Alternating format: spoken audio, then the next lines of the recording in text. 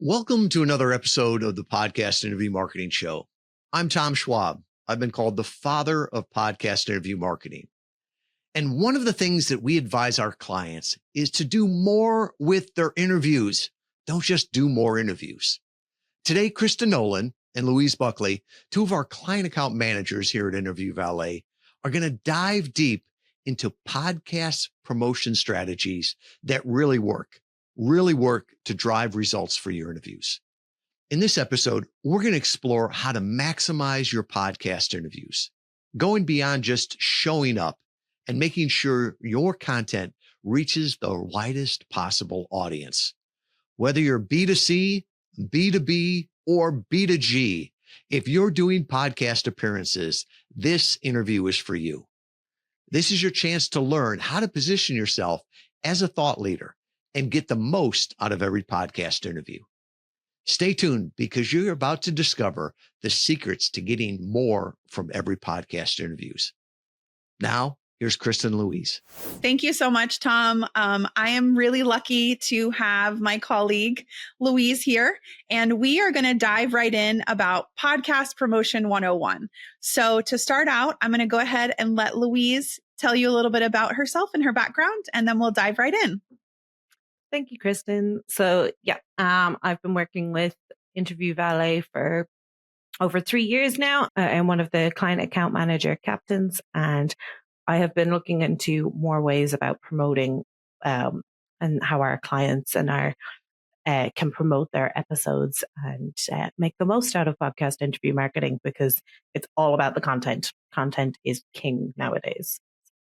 Yeah, absolutely. And I think it's such an integral part of, the campaigns that we have for our clients. It's more than just showing up. It's making those connections and taking it that one step further to maximize. So in your opinion, why is podcast promotion so crucial to the success of a podcast interview marketing campaign? And what is the single most important piece of advice that you can give to clients to ensure they're maximizing their reach and impact? So it's so important to promote your episodes and your interviews with podcast interview marketing because, there's a load of reasons. The main one is you're going on these interviews to establish yourself as a thought leader in your field. It's not an infomercial. I can't stress that enough. It's not an infomercial. You are going on to have a discussion with the host who knows your niche. They want to explore different topics with you. They want to showcase your knowledge. And with that, you're then creating content, which is an amazing marketing resource for yourself. So when it comes to promotion, it's a collaborative venture. So if you don't promote it, you're only going to reach a tiny amount of people in comparison to, with that content, you can then use that to reach so many people, and really, really put it as a major part of your marketing campaign for your business, for your book, for your coaching services, whichever it is you're looking to promote. You're setting yourself up as a thought leader. You're getting amazing content that will be able to showcase that. And if you're promoting the episode, people that might never have listened to the interview naturally through, they don't follow that show on iTunes, or they don't, they've never heard of that host before. They follow something else. Because of that content, they might listen to your interview, which then might lead them to look into you that little bit more. They'll want to visit your website. They'll want to see what you have to offer. They'll want to look into your services. You're also building that know, like, and trust with the listeners. But those bits of promotional content will get them wanting to listen if they might not have ever listened before. Yeah. And one thing I always tell my clients as well is the more you promote, the more the host tends to promote, right? They want mutual collaboration. And then, just taking that extra step just shows them that you're a gracious guest as well, right? Like there's a benefit to them as well as a benefit to you. Exactly. You have the access to tap into their followers and their network as well. If you don't promote, then it's going to seem very one-sided and it's going to seem almost selfish. So the more you can do, the better. And yeah, as you said, the more you promote, the more likely they are to promote it and promote it again, rather than just that once. You don't want to be that used car salesman type of guest, right? Exactly. It's not a churn and burn. It's building those. Networking is so important in any business. So you're building those relationships, you're building those connections, and it can really go far. Yeah, I love that. The connection is so important. So, how can clients develop a comprehensive and strategic plan to promote their podcast across multiple social media platforms, ensuring that they effectively reach and engage their target audience while also maximizing the visibility and impact of their message? So you need to think about who it is that you're speaking to. Are they going to be on Instagram? Are they going to be on, very rarely if you're promoting a business, but TikTok, it's mostly going to be LinkedIn and Facebook, and those Facebook, Instagram, and LinkedIn are going to be the primary social media platforms. For now, that might change. But so you need to cater your message to those audiences.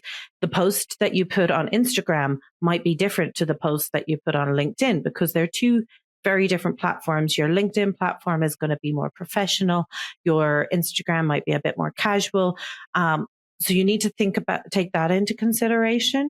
Everybody loves a video or a visual or a little sound clip. Think about, you've got images. So where we promote them in Interview Valet, your announcement post, where you can have the thumbnail of the show that might catch somebody's attention as well as your own headshot. You've got audiograms. You've got your little video clips, blog posts. There's so much content that you can get from your interviews. If you have a little audiogram, it only has to be 30 seconds long, but that could pique somebody's interest enough that they then want to learn more and they want to actually listen to the episode. Yeah, I've had a client in the past and they'll sort of do a teaser, right? So the host will say, hey, our episode is coming out in a week. Here's some assets to share. Or maybe they took a screenshot and they share it on their social media platforms a week before. Hey, I really enjoyed the conversation. Tune in, next week and see me, in action speaking with this person on this topic. And as you mentioned that is in advance of the episode going live, getting that attention and getting people to listen. But make sure when you are doing that, you're tagging the host, you're tagging the show, you're using those hashtags that are going to draw people in. You're using the correct hashtags because you want them to be relevant. So you want them to be relevant to the topic you're talking about.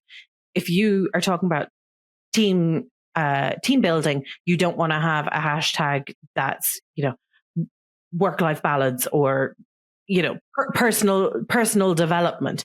That's not connected. You need to think about what you're doing and be strategic with that. But yeah, tagging ahead of time definitely gets that. I think sometimes people miss the tagging part, right? Because once you tag someone, you reach their audience and yours.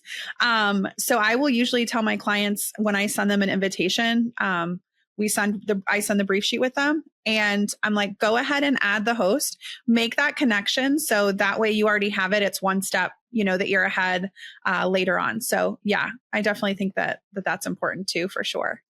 And even as you said, add the host. If you're not making that connection on LinkedIn by adding them, you might tag them afterwards, but it's still not as effective. And you're not showing the host that connection is as valuable as well. Yeah. And I'll tell you, the clients that I've had that have had the most success are the ones that connect with the host on more than just a transactional host guest relationship. They, follow each other on LinkedIn. Cheering people on, encouraging them, and I've had clients who have become clients of the podcast host or vice versa. Right. And so there's always, that relationship and that connection that can just help further, reach your goals and things like that. Exactly. As you said, hosts might want to work with you, or they might know somebody else who wants to work with you. And they're like, well, this person clearly knows what they're on about and they're eager and they're active. So they're a good person to know. So exactly. And one of the other things that I love about podcast interview marketing is that you get to sort of try before you buy almost, right? Like you get to see their personality, you get to see their expertise. And so it's more of like you can listen to a podcast and it's, you know, like a consultative session where you already know some things about, you know, the person that you're potentially doing business with. So from a potential client side, I think it's super effective in getting to know, you know, who you are and what you bring to the table. For sure. And we've talked about it on other episodes, how about picking the right podcast. And we talk about this all the time in Interview Valet. You know, bigger isn't better, better is better. If you're on a show with the right host, they're going to ask those deeper questions, and the deeper the questions and the more like insightful, the better content you're going to have. Yep. I have a lot of clients and they're like, hey, I want to be on big shows. I want to be, you know, I want to be on Joe Rogan. And it's like, okay, well, you can be on Joe Rogan, but that's not going to have the impact that it's going to have if you're on a smaller show where, you know, all 2,000 of those listeners could be potential clients and reach out to you, because you're really targeted and you're ensuring that you're getting in front of the right people, with the right message versus, you know, just a bunch of people in a big room. You know, it's more difficult to sort of differentiate yourself and your own expertise when you're saying, you know, bigger is better, which we know that's not the case, right? Yeah. As you said, like you gave an example of Joe Rogan. He's not going to know about every single niche. He's not going to necessarily know about how to market for a law firm or whatever. So if you get somebody who knows that niche, you'll have so much more content that you can break down into little audiograms or little videos that show your expertise. They really show in depth your knowledge, which, as I mentioned before, builds that know, like, and trust, which is more likely to help you succeed. Yeah, 100%. Okay. So what are some additional advanced techniques for using email marketing? So like an email distribution list to not only amplify the reach and the impact of the podcast appearance, but to also build and grow a robust email distribution list. I know this is one of the things I always talk to my clients about, you know, how large is your email distribution list and how do you manage, you know, your CRM to ensure sustained engagement and long-term audience growth? First of all, like a blog post, I know blogging sometimes sounds like it's such a thing of the past, but it's really not. And it's a great way to get that SEO interaction as well. So when you're creating blog posts, and there's loads of AI tools that can help you, but think about how you're SEO optimizing that blog. The more you think about that, and you can do this with your posts as well. It's something I'm trying to learn myself with my own LinkedIn posts, is how to find those great keywords, and find those correct hashtags that are keeping engaged. But when you're building your mailing list, with those the more blog posts you have like that, it will draw the right people to your social media platforms, and then they'll sign up and they'll be reading your list. They might pass it on to a friend.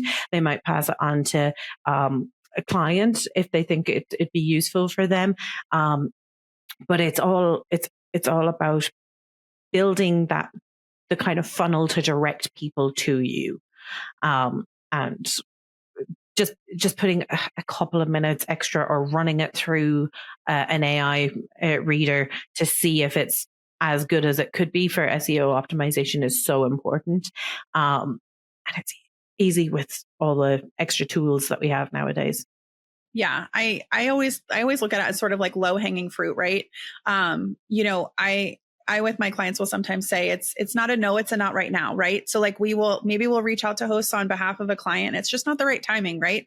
Maybe they had someone similar a couple of episodes ago and they're just not ready, but maybe we reach out again in a couple of months and it's the right time. So having that open line and of communication, that dialogue, I think can only help, you know, that issue that you may have with like, it's not a no, it's a not right now.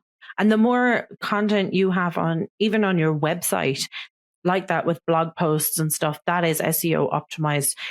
The more your website is going to come up when somebody is searching for whatever your profession is. You want to be on that first page of Google when somebody's searching for you. Yeah, absolutely. So I know we briefly touched upon connection in our conversation a little bit earlier. What are tips or ways that you found to help to highlight key moments from the podcast interview, but also effectively engage with both the host and the listeners, so that we're fostering meaningful interactions, and we're also able to nurture and strengthen a long-term professional relationship with both the hosts, and that way we're able to ensure ongoing collaboration and multiple support in future endeavors. And I think we touched upon this a little bit, but maybe let's dive a little deeper into it on that connection and how it can really affect the promotion side of things. We always promote an Interview Valet being a gracious guest. When it comes to building that connection with the host, it's as simple as following them on their different platforms. You could even say, like, do a quick little post of like, oh, I can't wait to talk to XYZ today. I know it's going to be great, and I'll let you know. Tom, our founder, does a great thing, and I've suggested this to a couple of clients where, especially if it's a video podcast, like 15 minutes after he's got off the interview, so he's still in the same clothes that he was wearing on the video, so it's all going to keep that continuity.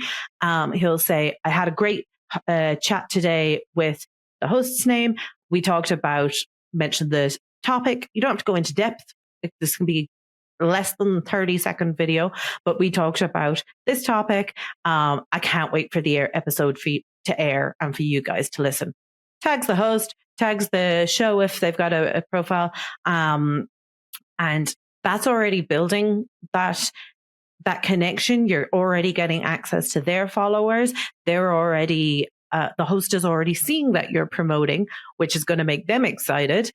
And it's a nice little thank you as well. I know we do like thank you cards to hosts. That's a nice little touch as well. But I love the idea of that little video just after an interview, because it takes 2 minutes. It builds that connection. You're already, as I said, getting access to their followers, getting access to their networks, and you hit the ground running. And I think that also helps you be a memorable guest, right? Like I had a client previously, and he was an executive coach. And what he would do after each interview is he would find a professional development type of book, not his own, one that he picked and one that he would suggest maybe to his clients. And he would mail it to the host with like just a handwritten note and said, thanks for having me on as a guest. I know we briefly talked about some of these topics. I wanted to make sure you had this. So just taking that extra step further to also make yourself stand out, amongst other guests and things, I think is also very helpful. And if you're following them on like LinkedIn or Instagram as well, it's very easy to like a post or comment on some of their other posts that aren't related to your podcast. Half the time, if you're scrolling through the different social media platforms, it's like that. They're going to say something that's going to interest you, because that's the reason you want to be on their show, is because they talk about the kind of topics you want to talk about. So you can chime in and be like, yeah, that's a great thing, that that advice that you've given is great. I've used something similar on this occasion. Yeah. And it's keeping that connection going as well. I have clients that I follow on LinkedIn that haven't been clients of mine for a while. And I'm cheering them on as they get, as great things happen to them. I'm like, this is awesome, so it's really, I think people do business with people they like. And so having that, that connection and that continued conversation, I think is really important. The other day I commented on a client who they haven't been a client for a while now, probably almost a year. And, but I liked what they said. I said, oh, I like that tip. I've tried this, by the way, because they were wearing a really cool shirt. It was like, cool shirt, by the way. Love it. And, or even just, posts that are their 5 tips of things that they do to ground them. So I was like, oh, well, I like to play board games with my partner, and that's a good way for us to interact. A way of decompressing after the day's work. It takes nothing. It's really easy. Yep. And and then if they have someone that comes to them and they're like, hey, I have an interest in XYZ. Hey, I know this person. Let me connect you. So I love that. Okay. So let's shift a little bit and let's talk about moving to repurposing, right? So, what are some effective strategies that people could use to repurpose their podcast content to extend its reach, engage different audience segments, and maximize the value of each interview? In general, podcast hosts are going to try and get you to speak about topics that we would call evergreen topics. So they're unlikely to date, or at least not very like in the recent future. So you can share obviously the content as the episode is airing for just say the next month. We normally say like a podcast interview can get you like a month's worth of content, but because the topic doesn't date, it's still relevant in 6 months time, a year's time, whatever. And you can always go, I just this morning I was thinking about that great conversation I had with the host. Tag them. It's still as important today as it ever was. Or I was talking to a client today and it reminded me of this conversation. So I shared this interview with them for them to watch to give them some ideas. And it does come full circle, and you can, as I said, a year's time, your topics and your discussion should still be relevant, or at least very close to being relevant, so that you can take maybe a different audiogram from it. It doesn't have to be the same one, but a different snippet. And this is relevant to what I'm doing now because of this.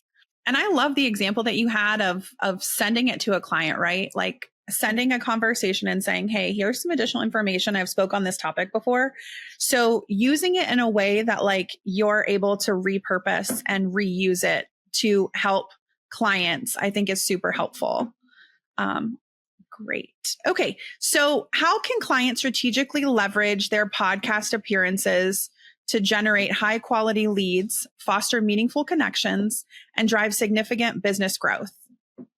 You want to build that know, like, and trust, and you want to make sure that you are providing as much as you can. So when you're talking to your hosts, you want to be giving them loads of really valuable snippets.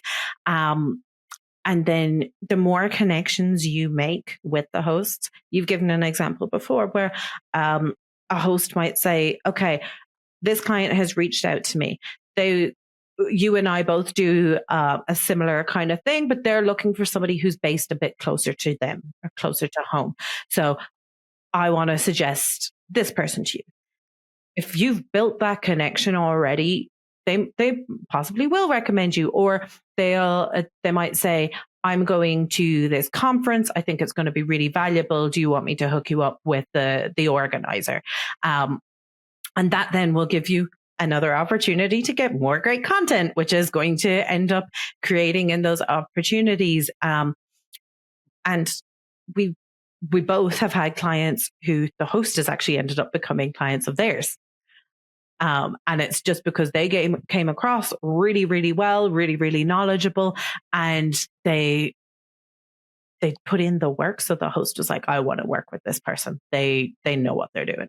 Absolutely. And I think one thing you touched on is being on a show with a host that you may consider a competitor, right? I have clients that come and they're like, I'm in marketing. I don't want to be on any shows with another marketing professional. And I always explain to my clients at that time, don't avoid those, right? So if that particular host has around 2,000 listeners, all of those listeners are not clients of theirs, right? Your message and your personality and your expertise may resonate more with a listener than the host. And so as long as a host is open and willing to say, hey, there's a seat at the table for all of us. Welcome, be a guest on my show. I definitely don't deter my clients from doing that, because I think it's also a great opportunity to, they know your business probably just as well as you do. And so it's a great way to kind of have that deeper conversation where it's not competitive, but it's collaborative, and you both can, sort of nurture each other in that regard. And then it's just, having a more in-depth conversation, I think. So I do believe that conversations like that can be super valuable to the listener. Exactly. And, they might like the host because they like listening to the host. They like their personality. They like their kind of banter. But you as the guest might have worked with a company that's more similar to their company. And so that they'll be like, oh, well, they've got experience in this area where the host, I love them, but they don't have experience in that specific niche. Or even just say, for example, two people that do the very same thing, but my company is more female focused. So I might prefer to work with a female, or my company is more geared towards men. I want to talk to a male host. I want to talk to a male coach, but this host is female, and I actually really enjoy listening to the hosts themselves on a day to day. But they're not going to know my specific struggles or my specific needs. Yeah. And, along the same lines of that, I have clients that I maybe suggest a parenting show, and then they share with me, hey, I'm not parents. And I'm like, okay, there's plenty of other shows out there. Let's leave that to that specific niche, and we'll find you something that does fit for you. So absolutely. Okay. So how can clients gather and utilize listener feedback to refine their messaging and improve future podcast performances? LinkedIn actually has loads and loads of analytics that I've been diving into recently, and I find really, really interesting, which is I've never been one for looking at data and tracking and all of that kind of stuff, but I've gotten into it recently. You can see like the impressions that you're making, and you can actually look and see what size of companies those the people that are looking at your content. Is it a company of 2 to 10 people? Is it solopreneur? Is it a company of 100+ people? And then kind of work with that. You've also, if you do use welcome pages, you've got those Google Analytics as well that will give you more of a better insight.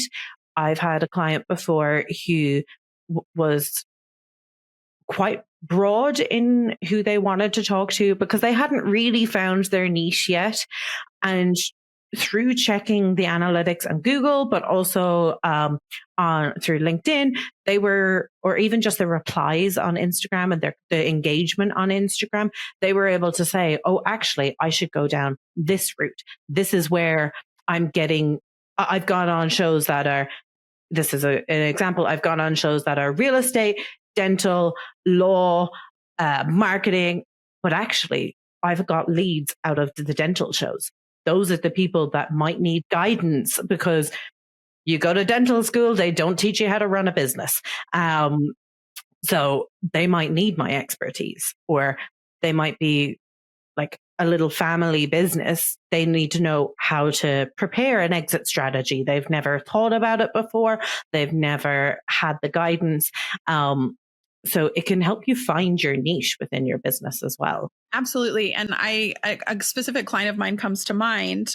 She was a coach. And so what she would do is she would utilize the welcome pages in a way to find out which information and which topics were most relevant. And then she was able to utilize those to sort of craft on, what she wanted to be coaching people on, because she saw that she got the highest return on, of visitors to her welcome pages with that. And I think that's a really great tool, right? So like you're finding out what's important to people because, we all live different lives. And so it's a great tool to sort of hone in on what's relevant and what's going to be most important to your target audience as well.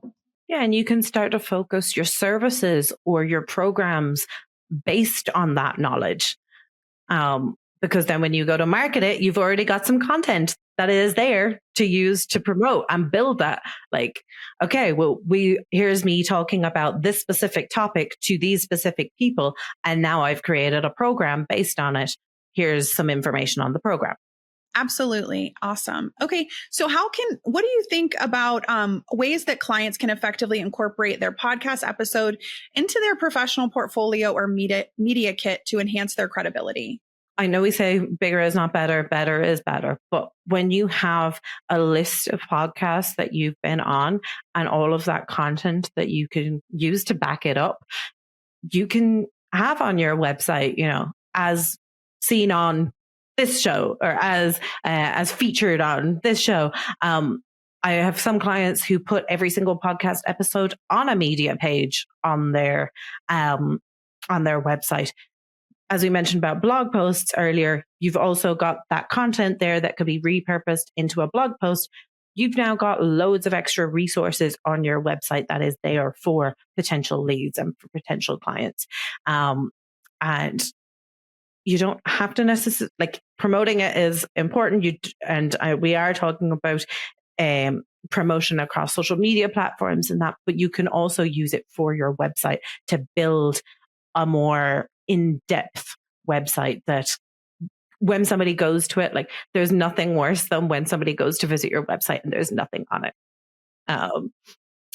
And you and I have seen it where we've looked at people's websites and we're like, oh, what did they do?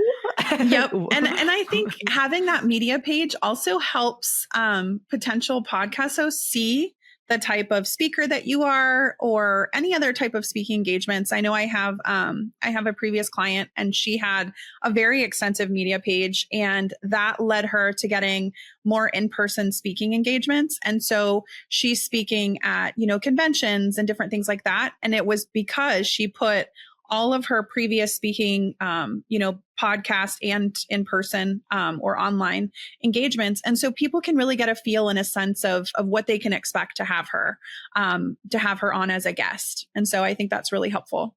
Exactly. And or somebody who visits your page who just typed in what kind of services they want or what kind of book it is they want, you've got a thing there that I could look at or listen to your podcast or watch the podcast and be like, ooh, I like their style. I like their attitude.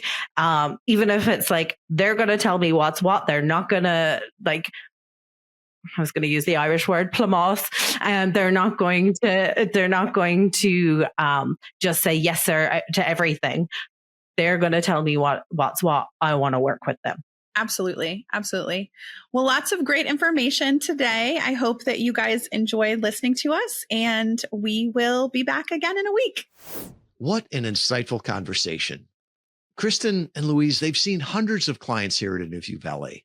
They see what drives real results and how it's crucial to promote your podcast interviews efficiently and effectively. Because it's not just about being a guest. It's about building real connections and reaching new audiences. Remember, the more you promote, the more others want to promote you. It's a win-win. It's a situation that can take your podcast interview marketing to the next level. Now, here's your actionable step for today. Take a look at your most recent podcast appearance. Ask yourself, and be honest, have I leveraged this opportunity? If not, it's time to start sharing, tagging, and engaging with your audience.